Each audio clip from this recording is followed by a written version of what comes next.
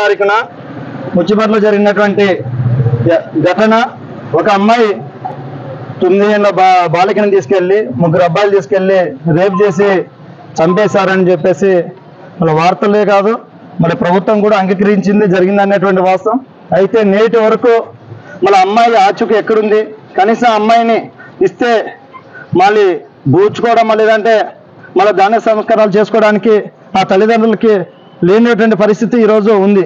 అయితే ప్రభుత్వం వెంటనే స్పందించి 10 లక్షల రూపాయలు ఎక్స్ప్రెస్ ఇచ్చినారు. ఇదొకటి కాదు, అసలు డబ్బు కాదు ఇవ్వాల్సింది.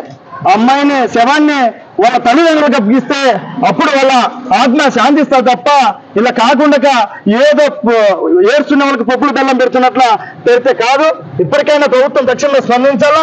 ఇంత యంత్రాంగం, ఇంత టెక్నాలజీ ఉంది కూడా ఈ రాష్ట్రంలోన మళ్ళీ ఎక్కడో విదేశాల్లో పనిచేస్తున్న వాళ్ళు అయ్యా మా పరిస్థితి బాగాలేదంటే ఫేస్బుక్ లో చూసి వెంటనే పిలిపియడం కాదు.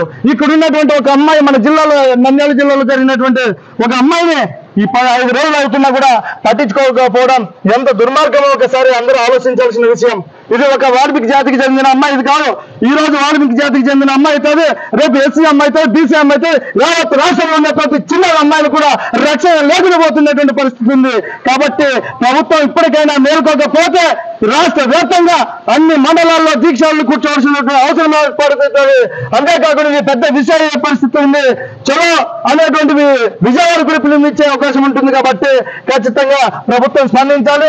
ఆ విధంగా ఆ అమ్మాయిని ఆచూకీ తెలియజేసి ఆ శవాన్ని వాళ్ళ తల్లిదండ్రులకు అప్పగించేంత వరకు మా సంఘంగా పోరాటం చేస్తూనే ఉంటామని చెప్పేసి తెలియజేస్తూ, మళ్ళీ హైదరాబాద్ ప్రాంతంలోన మళ్ళీ ఎన్కౌంటర్ చేశారు.